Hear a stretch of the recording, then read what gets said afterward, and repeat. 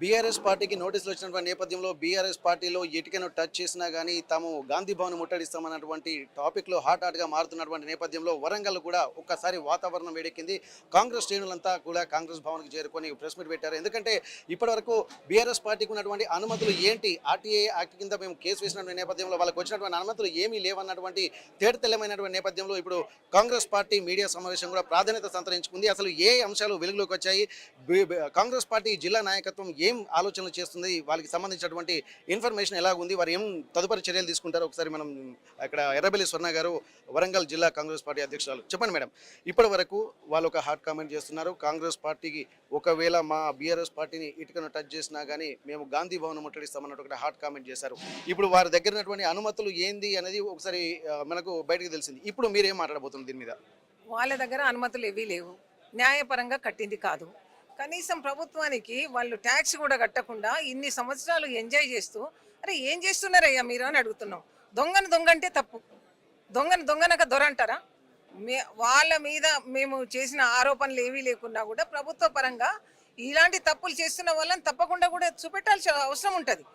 అలాంటిది వాళ్ళు అందరూ కూర్చొని కాంగ్రెస్ వాళ్ళు దొంగలు, వాళ్ళు వాళ్ళ భవన్లు కూడా ఇలాగే కట్టారు, వాళ్ళు గాంధీ భవన్ ఇలాగే కట్టారు. ఒక ఆయన అంటాడు, ఒక మాజీ ఎమ్మెల్యే గాంధీ భవన్ కూలుస్తామని. గాంధీ భవన్ కూల్చడం కాదు, ఒక్క ఇసుక రేణువు కూడా టచ్ చేయలేవు నువ్వు. నీకు ఎక్కడుందయ్యా నీది? నీ పుట్టుకెక్కడ? నువ్వు ఎక్కడ పుట్టినావు, ఎక్కడ పెరిగినావు, ఎక్కడ ఓనమాలు దిద్దుకున్నావు? ఇవాళ కాంగ్రెస్ పార్టీ గురించి ఎట్లా మాట్లాడుతున్నావు? నీ స్వార్థం కోసం నువ్వు ఆ పార్టీకి పోయినావు. మీ స్వార్థాలు ఉపయోగించుకోవడమే తప్ప ప్రజలకు మీరు పనిచేసింది ఏది లేదు కాబట్టి ప్రజలు గమనించి మిమ్మల్ని వెనకబెట్టిండ్రు. దానితో మీరు సరిదిద్దుకోవాల్సిన అవసరం ఉంది. ఇంకా సరిదిద్దుకోకుండా ఈ కాంగ్రెస్ బిల్డింగ్ ఎట్లా కట్టిందంటే, కాంగ్రెస్ బిల్డింగ్ అనేది ఎన్ఆర్ఐ భవనము ఆనాడు ముఖ్యమంత్రిగా ఉన్న పిసిసి ప్రెసిడెంట్గా ఉన్న ముఖ్యమంత్రి జలగం వెంగళరావు గారి సమయంలో కాంగ్రెస్ పార్టీ రిజిస్ట్రేషన్ చేయడం జరిగింది. తర్వాత ఆ భూమిని ల్యాండ్ కన్వర్జేషన్ కింద టీడీపీ ఎమ్మెల్యేగా ఉన్న కూడా చైర్మన్గా ఉన్న బండారు నాగభూషణం గారు, దాని చైర్మన్గా ఉన్న వైస్ చైర్మన్గా ఉన్న సారయ్య గారు చేంజ్ ఆఫ్ ల్యాండ్ కింద దాన్ని పంపించడం జరిగింది కూడా బోర్డుకు. ఆ కూడా బోర్డు నిర్ణయించి ప్రభుత్వానికి పంపిస్తే అప్పటి ప్రభుత్వం ల్యాండ్ యూజ్ చేంజ్ కింద మాకు పర్మిషన్ ఇవ్వడం జరిగింది. ఆ పర్మిషన్లో మేము కట్టుకున్నాం. ఇవాళ బ్యాంకు నడుస్తోంది. ఆ నడిచిన ఆ బ్యాంకును మీరు బ్యాంకు ఎట్లా నడిపిస్తున్నారు, మీరు కమర్షియల్ ఎట్లా చేసినట్టు, కమర్షియల్ చేసినాం కాబట్టి, కమర్షియల్ వచ్చింది కాబట్టి, మాకు పర్మిషన్ ఉన్నది కాబట్టి మేము నడిపిస్తున్నాం. మీలాగా దొంగతనంగా మేము కట్టుకోలేదు, ఏ పర్మిషన్ లేకుండా లేదు. మీకు ధైర్యం ఉండేది ఉంటే ఒకసారి కార్పొరేషన్ పోయి ఈ కాంగ్రెస్ బిల్డింగ్ గురించి దాని పుట్టుపూర్వోత్తరాలు మొత్తం తీయండి. గుండె వలిగి చేస్తారు మీరు. మేము ఎక్కడ కూడా అన్యాయం చేయలేదు. న్యాయం వైపు కాంగ్రెస్ పార్టీ ఉంటుంది. అన్యాయంలో ఉండి కూడా మీరు ముసుకేసుకొని మేము న్యాయంగా ఉన్నామనంటే ఎవరు కూడా ఊరుకోరు. ఇక ముందు కూడా కాంగ్రెస్ పార్టీ గురించి మాట్లాడితే శిక్షలు తప్పవు. ప్రజలు వేసిన శిక్షలే ఇప్పటి వరకు మీకున్నాయి. ఇక ముందు కూడా ఇట్లాంటివి తప్పదు. ఇంకా పరాభవం కాకండి అని చెప్తున్నాం. పబ్లిక్ ప్రాపర్టీని యూజ్ చేస్తున్నారు కాబట్టి ఒక తీవ్ర నేరంగానే పరిగణిస్తున్నటువంటి సమయంలో ఇప్పుడు నిజంగా ఈ పార్టీకి మీరు వాళ్లకు ఏం చెప్పదలుచుకున్నారు? ఇప్పుడు కాంగ్రెస్ పార్టీ తీసుకుంటున్నటువంటి వాళ్ళు విమర్శలు చేస్తున్నటువంటి నేపథ్యంలో మరొకసారి ఇక్కడ ఓపెన్గా వాళ్ళకి ఏం ఛాలెంజ్ విసిరబోతున్నారు? మేము అంటున్నాం, ప్రజల సమక్షంలో తెలుసుకుందాం. దమ్ము ధైర్యం ఉంటే రమ్మంటున్నాం.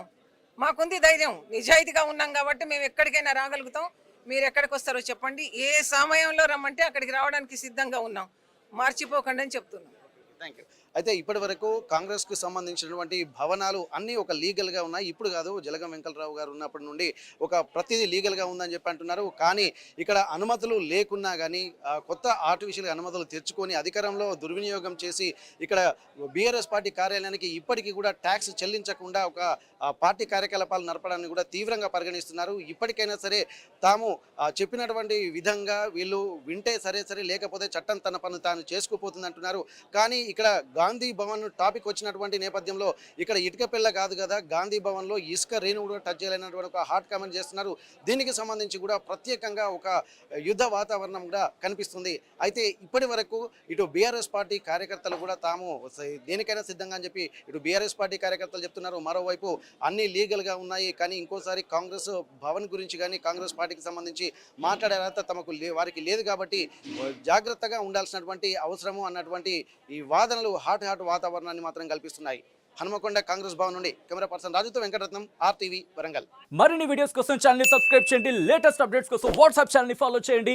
అండ్ లింక్ డిస్క్రిప్షన్ లో ఉంది.